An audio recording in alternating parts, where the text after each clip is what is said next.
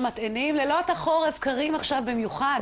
ממש עושה חשק ללבוש שמלת ערב דקיקה עם מחשוף ולצאת לאירוע. אז מה בכל זאת אפשר ללבוש בערב?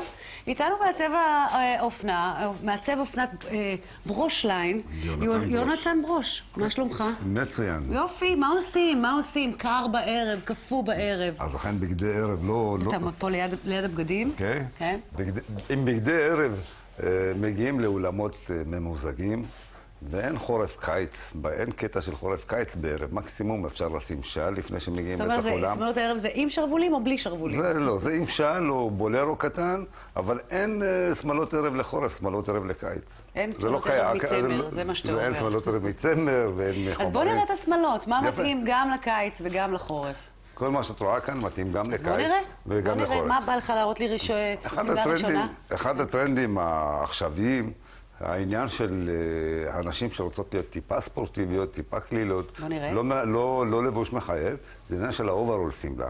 האוברול סמלה האלגנטי, הסופר אלגנטי, שעכשיו נכנס כטרנד, ונשים מאוד אוהבות אותו.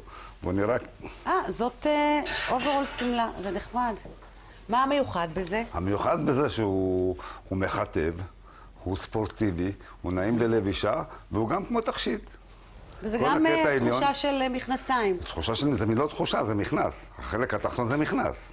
ומה מבחינת בדים של הסמלת מכנס הזה? הבדים יכולים להיות מורכבים מתחרות יפות, ויכולים להיות שהקישוט העליון יכול להיות מכל מיני בדים מאוד מאוד מיוחדים בסגנונות שונים. והעניין הוא שזה כבר יותר נוח ללכת לערב כשאתה לבוש במכנס ולא... הנה עוד דוגמה למכנסיים. זה מכנס וחולצה יפה תחרה שגם נותנת מענה גם למידות הגדולות. תחושה גם של סמלה וגם סמלה. וגם תחושה של סמלה, כן. מה מבחינת מידות? המידות כאן יכולות להיות בשני הזה, יכולות להגיע ממידות 38 עד 48-50, והיא מחטבת והגזרה מחטבת בזכות החיתוך שהוא טיפה... שהוא מטשטש. מתחת לחזה ויורד עד למטה.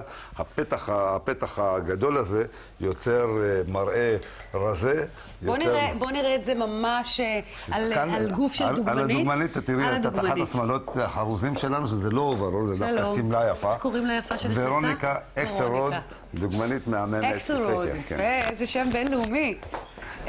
מה ורוניקה לובשת? ורוניקה לובשת שמלת חרוזים מיוחדת שהוצבה לא מזמן, כאשר הכל מותאם בה, כל החלק התחתון וכל החלק העליון מותאם לפי רקמת החרוזים שיש בבד. והיא סמלה מאוד מעניינת, רואים שהיא מושקעת. סמלת ערב. כן, סמלת ערב, אם לובשים מעל זה מעיל, אפשר גם להסתובב עם זה בחורף הקר. היא יכולה להוריד את הבולרו או לשים את הבולרו. זה מאוד מחמם הבולרו, אין ספק. אין ספק שזה מחמם. יש עוד דוגמאות לשמלות?